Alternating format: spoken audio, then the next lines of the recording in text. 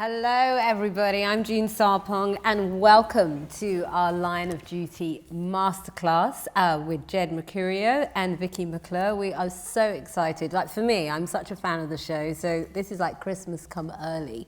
And I think just because they're just so great, just give them a round of applause just because.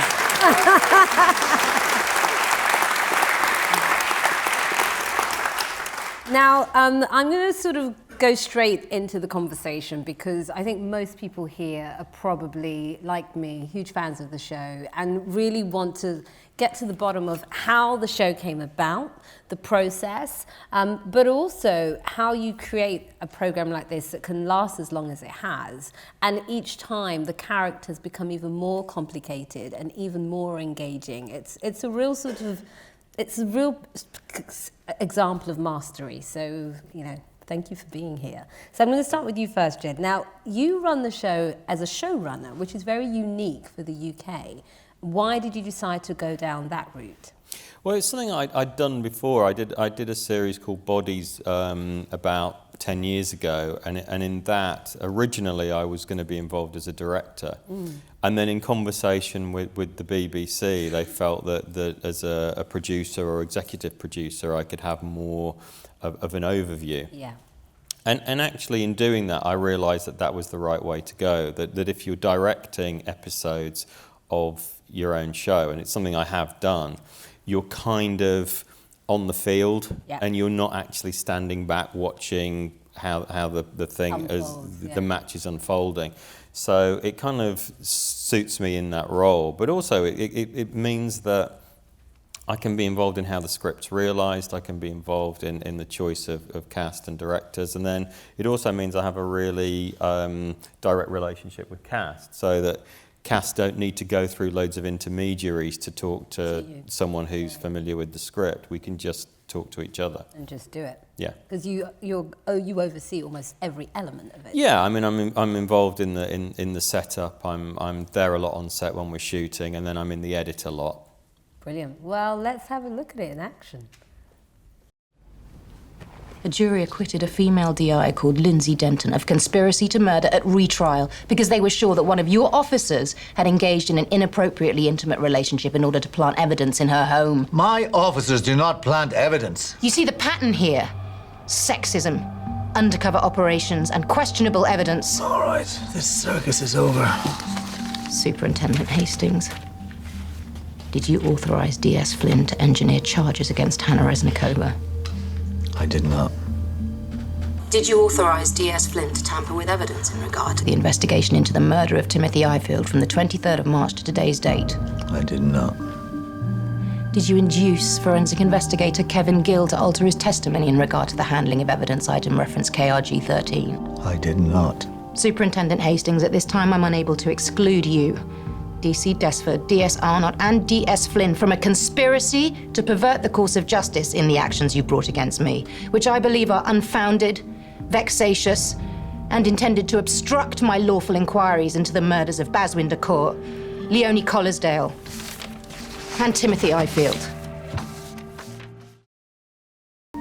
I've stopped believing a word you say. Look at what I do, Nick. Not what I say, what I actually do. Everything is for us, for this family. No, it's all for yourself. And you had better start treating me better. I know you're in those flats where the murder happened. What are you trying to say? I'm saying I've had it with being taken for a fool! Well, you're not listening. Look at what I do. You're linked to the near death of an anti-corruption detective, and you were hanging around outside a crime scene. You are the fool. I'm the one protecting you.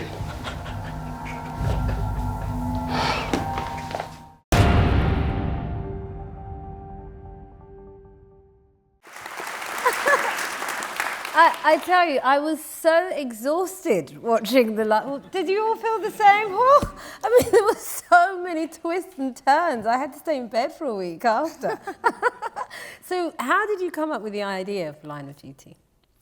I'd been interested in doing something that was set in the world of policing for quite a while, and I was just really looking for something that I felt could be distinctive. And the idea of cops versus cops became the way into it, and finding a way that you would examine the institution of policing rather than it just being a formulaic thing where good cops are after bad criminals, because I think policing is more complicated than that, and there is drama to be found there that maybe a lot of the existing police series don't go after. So the idea of an anti-corruption unit became fixed as the idea, and after that it was about kind of constructing the architecture of the series so that it would be returnable, but each season would be serialized, and you would be able to take characters to the limit, but you would also be able to come back the following year. Yeah, brilliant. Well, let's talk about Kate, Vicky. Oh, she is a character and then some, isn't she? Yeah.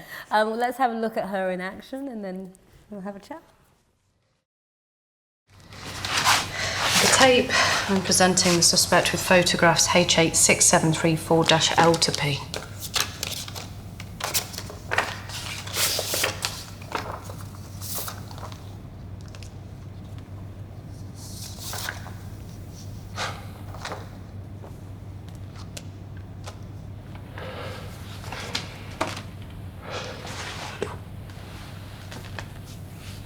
The point is who she was last seen with before she disappeared. No. Wait. She was murdered. Do you know who murdered her? No. Did you murder her? No. She was strangled. Do you know who strangled her? No. Did you strangle her? No. Her teeth were ripped out. Her face and fingerpulps were burnt off using a high-temperature blowtorch. Do you know who did that to her? No. Did you do that to her? No!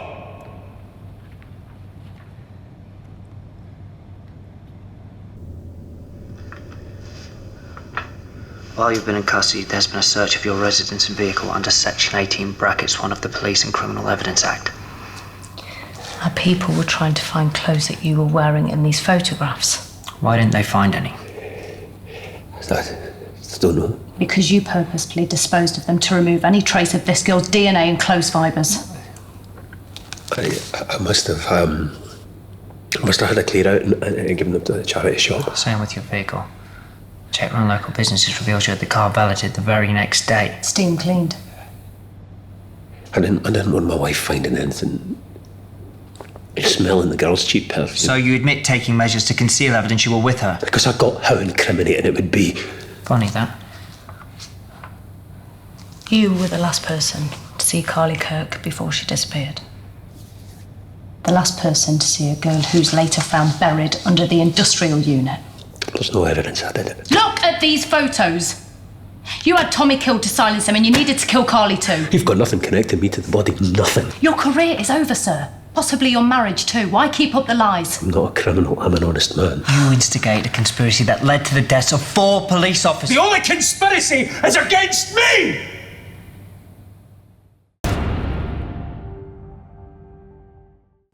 Oh, yes. So Vicky, when you first saw the script and you were going for the audition, did you have an inkling that you were going to get the part? No, I had a really bad audition, didn't I? Well, I thought. I mean, I got the job. You can be honest. No, I think the star quality kind of came through. We were looking for it. Well, it was because there was 2 Steves, so I auditioned. They'd kind of gone through the process and hadn't found Steve, who they were after at that point. Right. So I auditioned with 2 other guys. There were 2 pre-Steves, actually. They weren't the eventual Steve. Okay. Yeah. Right. Okay. And I just remember like missing my mouth when I went to get a bottle of water. I was like, oh great, can't even have a drink. How am I gonna? But I knew that the scripts were amazing. I knew that it was something I'd not read before, and you could see what they were doing was different, and giving a female that kind of amount of work was also a big deal to me.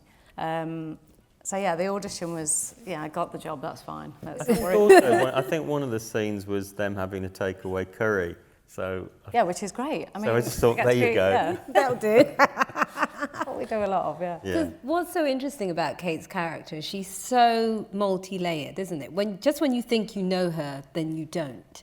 So how do you sort of craft that as an actor?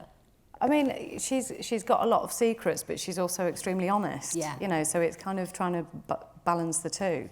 But with Line of Duty, you do just go, I'm going to rely purely on the scripts because they are that strong. As you know, it's the obvious thing to say, but you know, we have discussions and we talk a lot and we develop things. And you know, I'm always trying to push a lot to see Kate's outer world because we see so much of her at work and how she deals with sort of Steve and Hastings and all that kind of stuff. And you know, when she was having the affair and living in a car, and I loved like all her that very much. Exactly. Yeah, she was doing all sorts of naughty things. But I didn't feel sorry for her when she was sleeping in the car at that point. Oh really? Yeah. No, I understand that. So yeah, it's just nice having every time there's just massive changes, and it's not just sort of plain sailing with her. There's always stuff going on. So Jed, talk me through your creative process. So when you sort of decide you're starting the new season, what is it that you kind of think is the ultimate aim, as it were? I think because of the structure of it, where each new season has to appear to be completely fresh, then that really starts with who the guest character is. Yeah. So it's thinking about who that police officer might be, and then thinking about the AC-12 side of it, you know, where they all are, and finding a story that they can collide with, which will allow us to explore their characters and their interrelationships. So it actually probably does get a bit harder each time because we've kind of done a lot of things already. So finding a character that occupies distinctive territory is the hard part. But the advantage is that the regular characters, Kate and Steve and Hastings, they've reached a point where I think there's quite a lot now that the audience are expecting of them. In their relationship. In their relationship, but also they know the characters well now, and that they've got questions that they expect the series to answer. So that then allows me to try and figure out what's the best way of bringing that out. Totally. So what was the commissioning process? So when you first pitched the show, was that plain sailing? Did the channel get it straight away? I don't think any commissioning process is plain sailing. No, it was. We went through the regular route of developing it with a drama commissioner, and then it went to the head of drama, and the feedback there was very, very positive. So we got to a very good position, but then it was about getting it on the air. Yeah. And that's when things get complicated. So there was some talk of it going to BBC One. That didn't work out. Then it was offered to BBC Two, and that took a while. And eventually it got greenlit for BBC Two.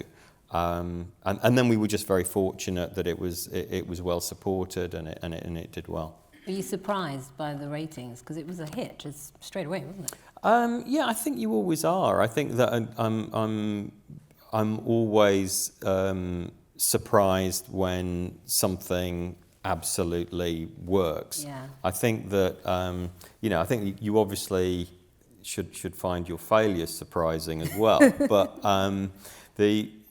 it's just the fact that you never know whether something's going to connect. You know, you can work as hard as possible on something, do the best work possible but then it's a very democratic process, and also that there are narrow margins. You know, it might just be scheduled on the wrong night of the week. The trailers might not be right. Yeah. The title might be wrong. Yeah. Anything can go wrong. Was it supported properly through that process, would you say? Yeah, I think it was. I think that they kind of saw that it was trying to do something different, and there was a push for BBC Two drama at that point. So all those kind of things aligned in a very positive way. And you know, I've worked on shows for the BBC and other networks where that didn't happen. I mean, I'd done Bodies for the BBC where it wasn't supported and it kind of fell between the cracks, whereas that wasn't the experience on this. So we've really benefited from that, and we feel very fortunate and privileged. Brilliant. So Kate, do you think it's important? Because I think one of the things that is so refreshing... I'll take that. Oh God, you look at this. Told you.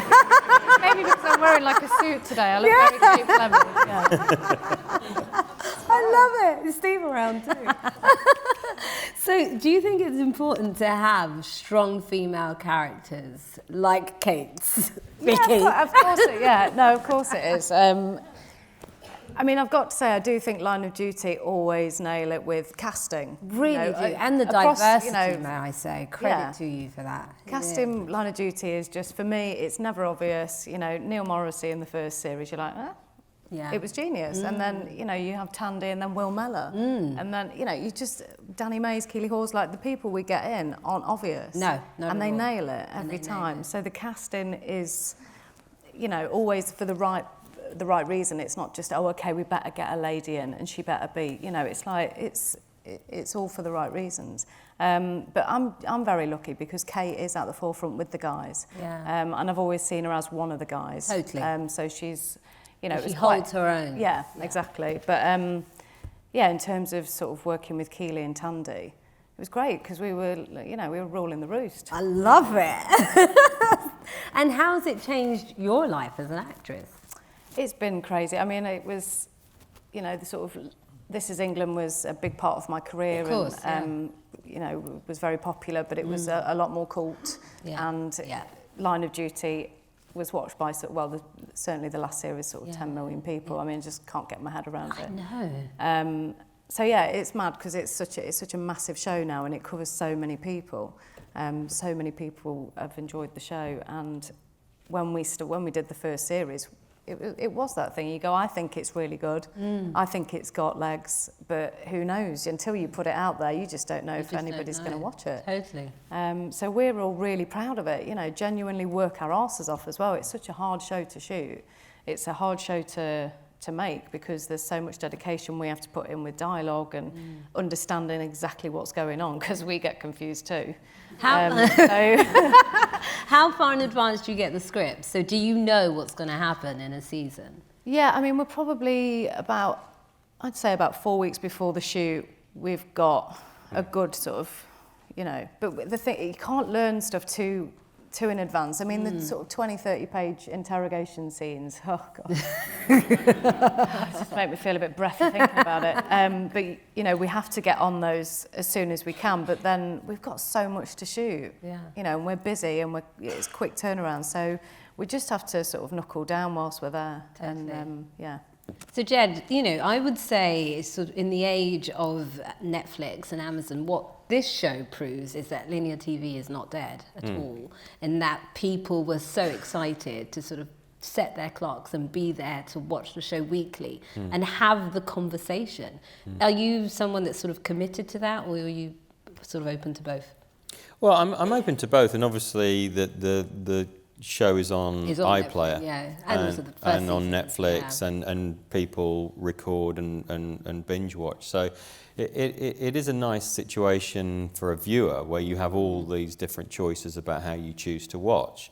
And we're obviously incredibly flattered by how much attention the series gets by the live audience. So the people who watch it the night it goes out or within a few hours. The impact on social media. Yeah, and then the social media impact and the fact that then fuels conversation about the series until the next episode. And you know, that's something that we never planned. It's something which has evolved with the series, where we obviously do have a lot of twists and turns, and we do put things in episodes that will be referred to later, and maybe the significance isn't clear. Thandie lost her arm. I mean, nobody was expecting that. Yeah. So social media erupted. Yeah. So it's just maybe just brilliant timing, actually, and very fortunate timing that in this age of social media, we've captured people's imagination, and we just feel very, very flattered by that. So you've committed to 5 and 6? Yeah. So the BBC have committed.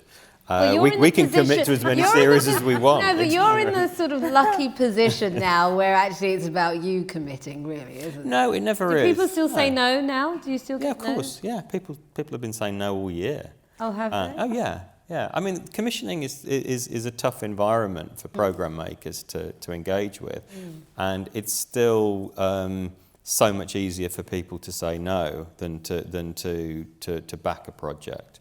And in terms of Line of Duty, we've had fantastic support from the BBC in one particular way, which is that I've made it clear that if we don't get commissioned for 2 series ahead, because of all the loose ends, then we have to approach the next one as being the last. So when we had Series 5 commissioned, when Series 4 did well, we asked for Series 6 and the BBC said yes. So that was great, and that's really rare to get that level of support. It really is. Okay, so we have time for a few questions, particularly from our audience that have come in, from the public. Any questions? Gentleman there first. Microphone. The microphone was going to come to you. Obviously, there's a very different impact on sort of looking at policing. What kind of reactions do you get from actual police officers, both within anti-corruption and just normal police officers? Do they welcome the fact that you're kind of shining a light that there is maybe some corruption that goes on, or do they not like it? What sort of feedback do you get from police you meet? I mean, it varies. I mean, I don't think there's a universal police attitude to anything. You know, policing is very factionalised, and officers do very different jobs depending on what their particular role is. Certainly, in terms of the official response, we don't get cooperation officially. So we have to use officers who are recently retired, or serving officers who advise us anonymously. Right. But police corruption is a very sensitive subject, and so I think that's the reason that we don't get that cooperation. I think honest officers are quite ashamed of the fact that there's corruption in the police, and maybe some of them wish that we weren't shining a light on that. And then I think others have a view which is that it's really important for an organisation to police itself. And the fact is that what we don't do is show a police organisation which doesn't care about corruption. We actually show an organisation which is committed to rooting it out. And our heroes are people who go after bent coppers and try and bring them to justice. So in that sense, we're showing the police in a positive way. Anybody else? Anyone else? Just there at the back. Yep, lady there. Mm-hmm. Hello. Do you have a macro story arc in mind for each of the 1812 characters? Do you know how they walk off into the sunset? Good question. Vicky would like to know. Do I sleep in a car again?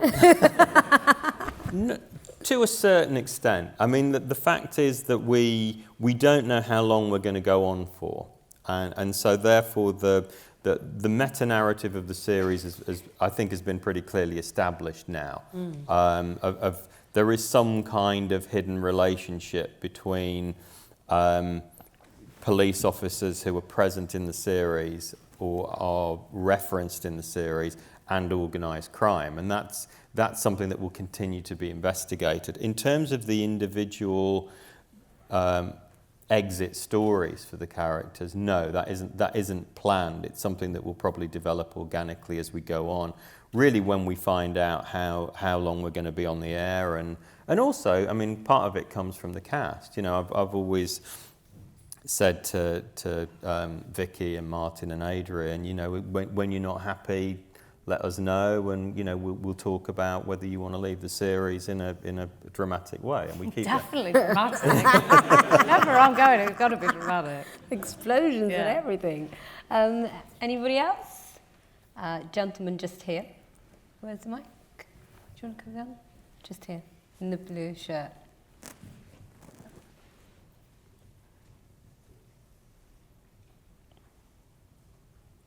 I'm interested in the process. When you talked about the lengthy interviews, I'm interested in the process that takes place in doing that, because it must be really challenging to do, and how the editing takes place after that. How does all that work? Well, we genuinely just spend a long time learning the lines, because Lenny James set the stall sort of from the first series when he had his first interrogation and said, I want to run it as a full scene. And everyone was like, surely we're just going to break it up. And it actually worked perfectly, because it adds that tension and sort of recording noise and, you know, all those things that have become, you know, a sort of staple in Line of Duty. Scenes, So a lot of preparation, and then we spend probably, I don't know, it takes about 2.5 days all in all to do one of those sort of 20, 30 page interrogation scenes. Wow. And, you know, we discuss heavily on who's going to go first. And we do have sort of rehearsals the night before. And do you know what? It's not wanting to be the one to let the side down. So everybody's always massively prepared. So we've all got a lot of respect for each other. We've all spent a lot of time and effort making sure that we're not the one that forgets the line right when somebody's, you know, in that sort of tense moment. And I've got to say, as hard as they are, they're my favourite scenes, because that's where you sort of build, and it's, you know, poor sound guy. Do you rehearse them before? Or Yeah, you just go but straight into it? we spend, I mean, me, AD and Martin all live in the same apartment, so we're always running scenes, and those especially. And then the night before, usually we all get together, and everybody that's in the scene and you. And we do a run through the night before where we just make sure all the audio-visual stuff is right. Oh, so yeah, all it's the all props. like going through all the bits where they kind of say item, reference, whatever. Yeah. The actors need to have that, the right piece there, and then and organise it so it's in the right order for you guys, and when they manipulate the screens, that's all done for real. Right. So all those things, that's the real benefit of that rehearsal process. Yeah. Martin and Adie don't deal with props, though. It really annoys me. They're just like, oh, you can do that. You do that. So I'm like, I've got to turn that page, flick the iPad, say my line, and, you know, there's a lot going on. Yeah. How much ends up on the cutting room floor? Well, we tend to shoot a couple minutes longer than the running time, just for safety. So we do often lose scenes from an episode. In terms of those long interview scenes, occasionally we'll cut little bits out, you know, just to speed things up, or occasionally we'll remove a whole minute or two of a section of something where we feel we can advance through it a bit faster. Yeah. But yeah, we lose scenes in every series, and you know, that's always a very difficult part of the editing process to decide what to keep, because the scenes are there for a reason. And sometimes you have to look at other ways of telling that bit of story if there just isn't time for a particular scene. Brilliant. One last question before gentleman there with the glasses, just there. Mm-hmm. Final question. You mentioned earlier that it's brilliantly cast and it's a really diverse cast, which is fantastic. It really is. Do you write with that in mind, or do you let the casting team put people in front of you and then write slightly broader and go, oh, actually, she's fantastic for the role, so we'll change that or this? Or It's a mixture of all of those things. I think that, you know, we're very clear in terms of our brief that we do open casting. So none of the characters has any specific ethnicity that from the script. So we'll see actors of all ethnicities, and then what we then do is just make sure that it's really representative of a police force that is in a modern English metropolitan environment, and so we absolutely need to show that diversity, and I'm very pleased that I think that we largely achieved that. And also, I think you see it in how the audience responds, because the nation gets to see themselves. Yeah, that's right. It's important. Yeah. Anyway, I think You do have the full hour. Okay. So and the VTs of the books as well. Yes, we do. Do you know what? We've got even more time. Better. We have one more VT. Can we have a look at that? I'm gonna head out the back.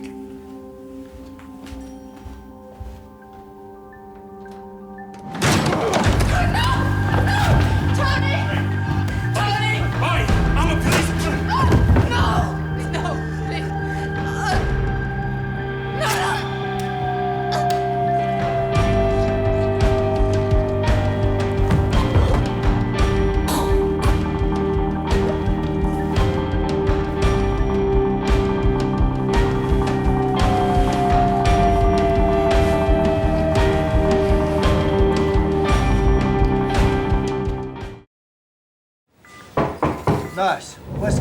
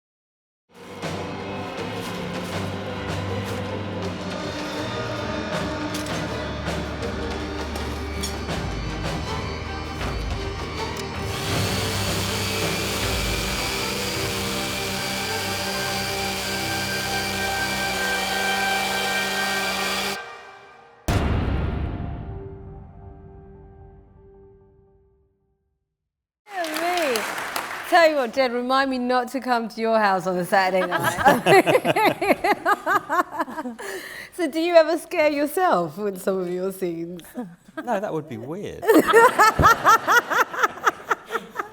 No, I think that there's kind of a process where because the construction is quite organic, that you know, sometimes I kind of jokingly say I sort of make it up as I go along, but it's not a million miles away from that. So a lot of the twists and turns are things that kind of occur to me as I'm writing and not looking ahead. I think probably the classic example is spoiler alert in episode in series 3, the first episode, which ended with Danny Mays' character being shot. The script originally had one of the other characters being shot, and then I was away from that script working on the next one, and then I kind of realised that maybe we needed a more shocking conclusion to Ep 1, and then went back and changed it, and that then became the story. So the freedom you get from working one episode at a time is that you're not thinking, well, we can't kill this character off or have this person captured or put in prison or whatever it is, because we've got all that other story that we're committed to and we've worked so hard on. Because that hasn't happened, it does give you the freedom to do these unexpected turns. And there are quite a few of them. It has kind of become, I guess, really from series 1. I mean, series 1, there was quite a lot in it which was about modern policing and the way that policing has changed, as well as the twists and turns. But the thing that the audience research told us was that the audience didn't care about modern policing. They just love the twists and turns. And so that's become something which is now part of the identity of the series. Completely. And also, do you, as a viewer, the thing with this show is you know that no character is safe. There isn't a character that you can say, oh no, that character's never going to die. You can't say that with Line of Duty. No, you can't. I'm not scaring you. No, honestly, I'm thinking series 5, episode 1, probably safe. After that, all bets are off. No, it is. We do sort of sit there, you know, and you start reading and you're going, she's lost her arm, she's gone out the window, I'm running with a gun. You know, it's amazing. It's like there's just always. She's sleeping in a car. Yeah, I know. So it's great, but yeah, you are sort of turning that page. And I remember Martin was working on something when we was reading series 4, so I was like reading it before him, and I was sort of winding him up, going, "No, you just probably read them." Like, you know, winding him up, thinking that he's died. And he's like, stop it! But he wasn't far off. He wasn't far off. He was close. Yeah. It was close. How have global audiences responded to the show? Well, I think it's something that is most successful here. I think that's a given. It does well in a lot of European territories and overseas, and we're really pleased about that. And obviously the fact that we've got more to come means that it will only get bigger. Yeah, totally. So we'll take a few more. Okay, so lady just there. We'll do you both. Lady there with the glasses, and then same row, one away. Hi, Nicola Lyons from Northern Ireland Screens, so you'll understand why I'm asking this question. Do you see it then going past season 6? Because I know 5 and 6 have been, but just from what you said there, do you see it continuing on as more seasons after that? And will that impact the way you end season 6, given how many loose threads there are, seeing Gina McKee there, for instance, from her character that are still carrying through the storyline? Do you see it continuing, or will you have to wrap it up in season 6? I think we would take the same approach, which is once season 5 goes out, we'll then start a conversation with the BBC about the future of the series. So if for any reason they feel that they can't commit beyond season 6, or we don't want to commit beyond season 6, then season 6 will be the last. However, if both sides want to go beyond season 6 and they give us the commission for season 7, then we would carry on. Okay. Cool. Yeah. Hi, I just wondered what series you liked best and Great why. question. Yeah. Both of you. Well, obviously I like series 3. I run around with a massive machine. Do you mean which series of Line of Duty or which other series? Of Line of Duty. Oh, okay. Yeah, of your own show. Oh, right, Not asking about someone else's random show. I think series 3. I mean, I thought last year's series was obviously the strongest, and moving to BBC One and getting the viewing figures we got, and just everything that surrounded it was, we were very proud of that. But series 3 was a lot of fun for me, and so on a personal level, yeah. I find it really hard to answer that, which is why I was hoping it was about other people. Well, what is your favourite series? No, it's just that I always go through this process of thinking, oh, it's not as good as the last series. Like when we were doing series 2, I just thought, oh, series 1 was much better than this. And then when we actually got into series 2, then I started seeing it really working. So my kind of view evolves when I've done the script. Before it actually becomes a series, I've got an idea in my head of how it's going to turn out. And obviously that's kind of an ambition, which is different from having actually achieved something. Yeah. And I suppose that there is the fact that things might not turn out the way you want, or things might go wrong, or whatever it is. And so that's why it's only in quite a bit of retrospect that I can say, oh, I think that series worked. Do you have a favourite villain? A favourite villain? Well, in terms of the writing, the sort of the ones who I suppose were present the most as villains / antagonists were Dot and Lindsay. So I mean, part of the reason they stayed around so long was how much I enjoyed writing those roles, and how much and how good it was working with Craig and with Keeley and the way that happened. And with Dot, I was really sad to see Dot come to an end, but I kind of got the sense that people were getting a bit fed up. Right. That people were saying, if he doesn't get his comeuppance, at what point? then I'm out. And I kind of, part of me wanted him to be promoted and just carry on, and all that kind of stuff. He was like the Joffrey, like you wanted him to get his comeuppance at some point. Yeah, and it became apparent that people were feeling that way, that they were beginning to reach the point where we might annoy people more than we were entertaining them. And so that was, I talked to Craig about it, and we both agreed that the character had to kind of fall on his sword. And he did. So let's talk about, you were talking about moving to the BBC before, Vicky. So how important was that for you as a performer to now get this additional audience, double what you were getting before?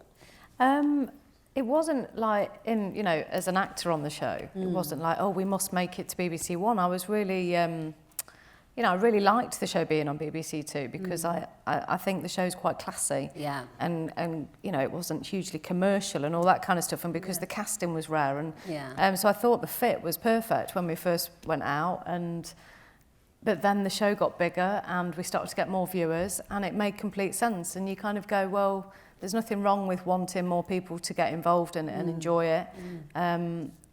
So yeah, for us it was massive. Happy days. Does the budget change when it moves to BBC One? No. There's never an upside to it. I mean, it's this crazy situation where actually they want you to find efficiencies the more you go on. So rather than being a big hit and getting more money, there ends up being more pressure on the budget. But we're very lucky that the show is growing, which means that there are other revenue streams we can tap into. But no, there isn't a budget change. People assume that BBC One shows automatically get more money, but they don't. They don't. I think it's just that certain more expensive programmes might be done on BBC One, so probably that's where that idea comes from.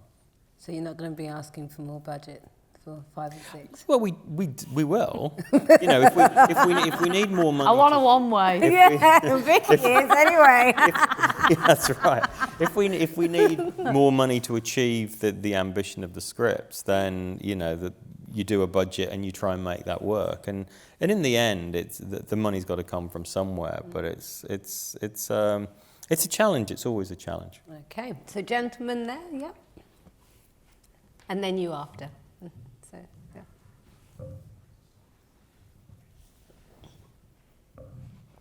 Hi, I'd just like to address my question to Vicky. How much of your experience on This Is England did you draw upon, especially when Shane Meadows directs those one-take scenes, in particular the scenes where all the family are around the table and all the characters are venting their feelings? How much of that experience did you draw upon to then take you into those interrogation scenes in Line of Duty?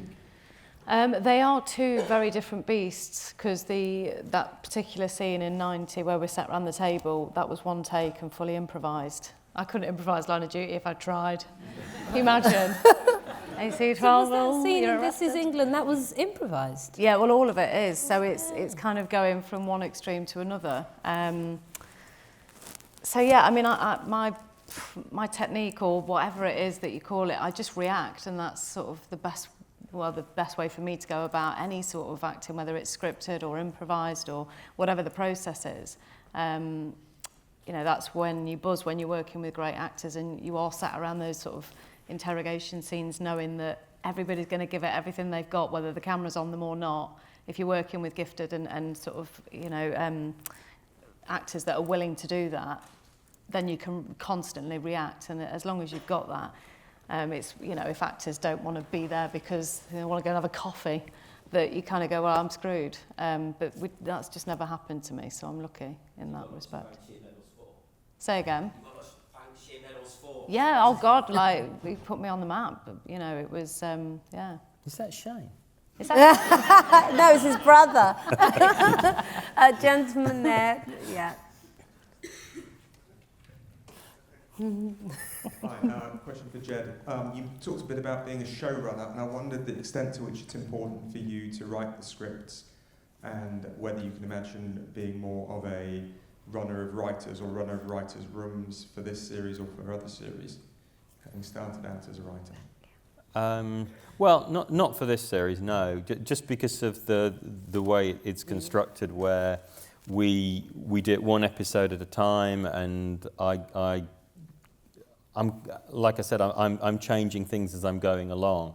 If we had multiple writers working in parallel, then everything would have to be outlined and agreed up front. So it would completely change the process. So doing 6 episodes per season feels like something that's manageable for one writer. Mm-hmm. In the past, where I've worked with other writers, it's where we've had bigger orders for episodes. So I did a series for Sky Critical where we had 13, and there we had multiple writers, and so there I did the showrunner role in terms of overseeing the production, but also had that kind of not quite a traditional writer's room where everybody's together, but working individually with the writers on their scripts as well. Mm-hmm. Brilliant. Lady on the same row, the stripy shirt, and then lady in the back after. So just you there. Just a fun one, to learn a bit more about the cast using the themes of the show. If any of the actors were to be identified as a corrupt mole from another channel infiltrating to find out information about the series, who would you say it was and why? Oh my God.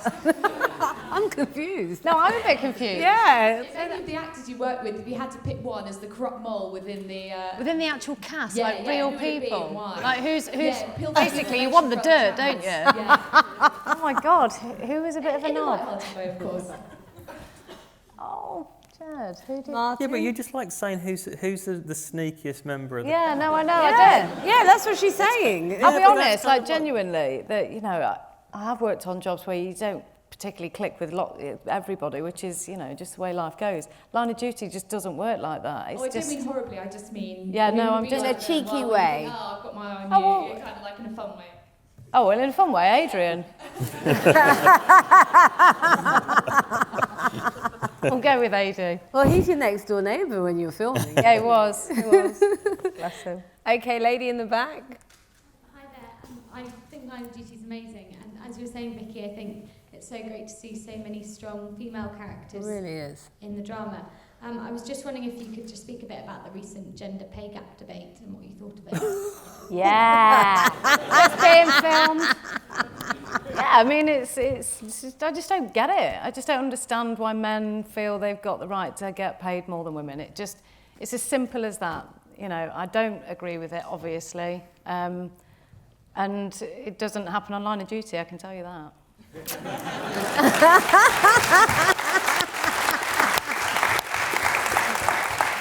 Jed, anything you want to add to that? Yeah, Jed. Well, I think when you look at the situation we have, then it reflects the fact that we're a show that represents the fact that in most modern workplaces, men and women are equal.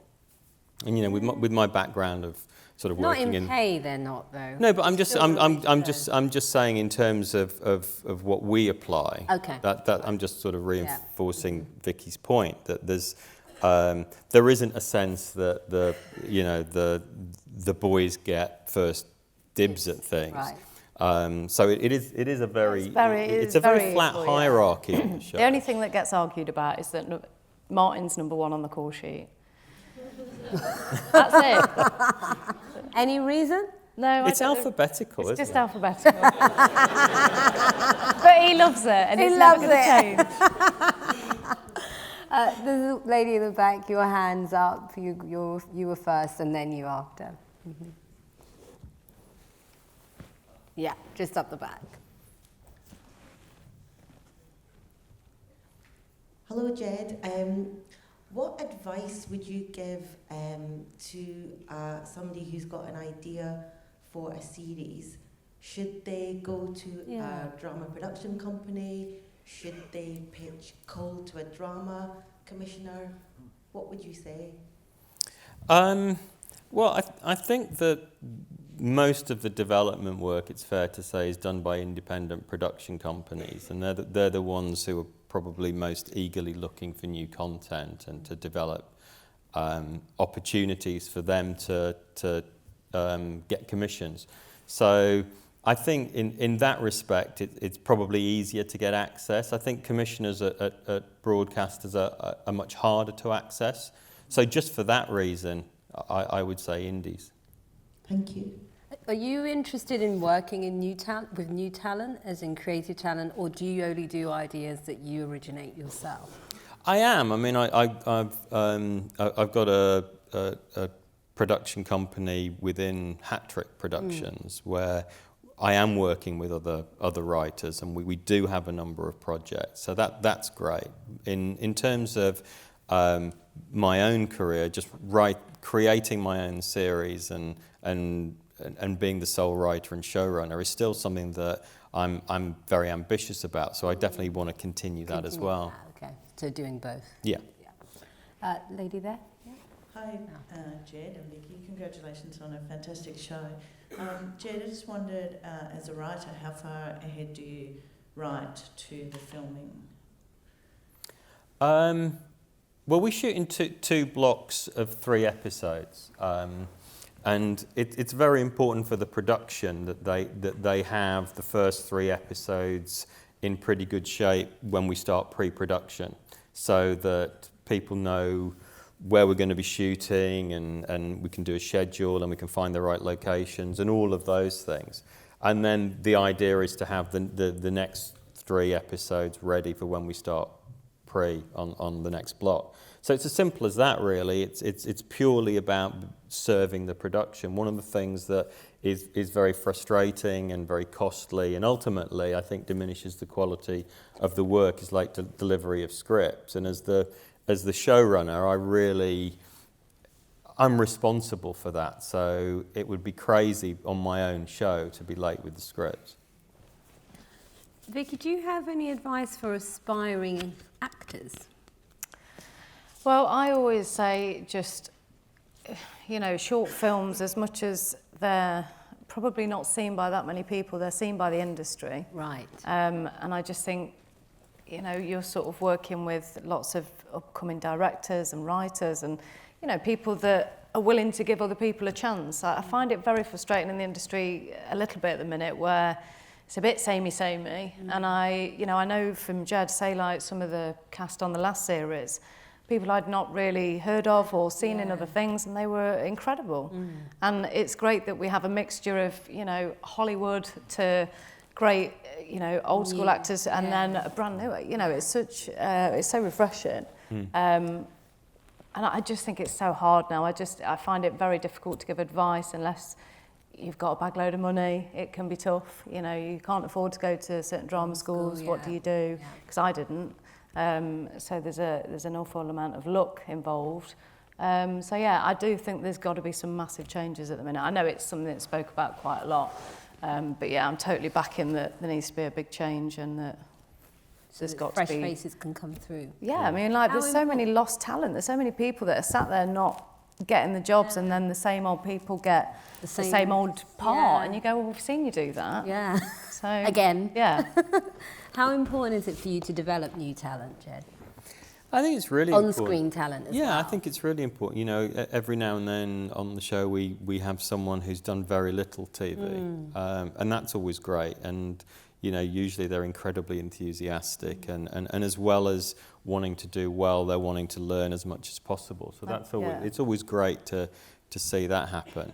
But I just echo what Vicky said about the making the industry more open. The fact is that it's we should be concerned about social mobility, 100%. and you might argue that actually it's more important in other industries than media, but it's still representative of something which is a problem all through society. And as with anything, when you see it's possible for someone else, and that's when you believe it's possible for you. So. Yeah, I mean that's one of the reasons where you could argue that access to media careers is important, that it creates role models, which then makes people think, well, if that person can be on TV, then I could be a judge, or I could be a surgeon, or whatever. And then I think that's really important. Speaking of new talent, would you ever put yourself in any of your pieces? Oh, God. I do try it every year. Like, Woody Allen. Just be sat at the back. Could do it. A walk-on extra. Yeah. Lady there. In whereabouts in the UK in your heads is Line of Duty set, or does it not really matter to you? Isn't it just outside Birmingham? Isn't it? Yeah, it's East Midlands. Yeah, well, we shot the first series in Birmingham, and actually the first series was set in Birmingham, but then the BBC legal advice was that we couldn't be that specific in case the West Midlands police decided that it was all about them, and there might be real life cases, and it wasn't. It was meant to represent the fact that this thing goes on in any police force. So we've kind of created the idea of a city somewhere in the Midlands, that it might be Birmingham, but it might be somewhere else. And so we shoot in Belfast, and it's very different from all of those cities anyway. So we now just got an anonymous city that somehow is located in the Midlands, but you've never heard of it. We all want to go there. Last question, lady there. Hello, I'm a huge fan of the show, and so I'm asking the question from that perspective. I love all the twists and turns. They're so compelling. But I think what gives me the extra passion for the show is the depth that comes to it from the echoing of the faint echo of Yew-Tree in episode 1 and the gender complexities in series 3. How deliberately is that in the show? How do you source it? How do you research it? And do you deliberately think about it like that?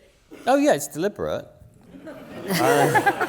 Yeah, it's well, I think that police corruption is something that goes on in the real world. So because there are real life correlates for what we do, it's important, I think, at times to touch on those so that people don't think that we're inventing the idea of police corruption.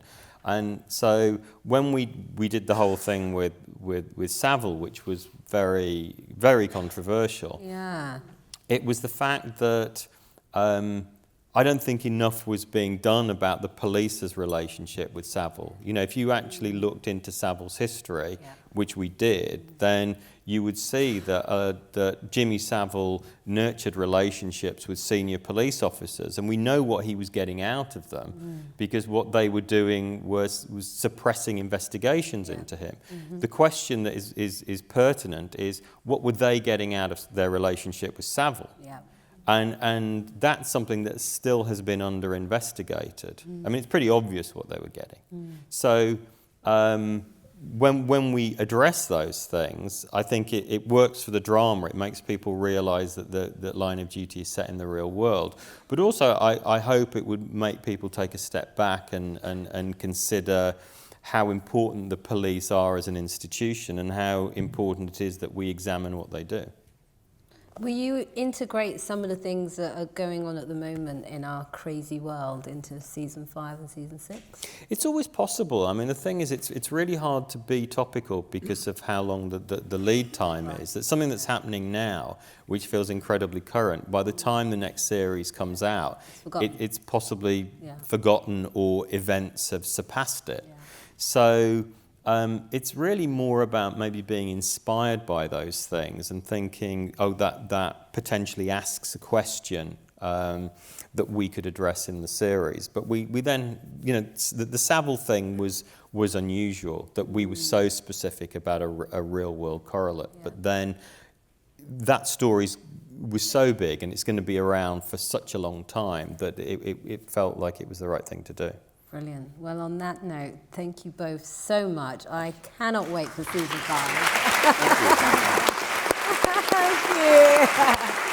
Jed Mercurio and Vicky McClure.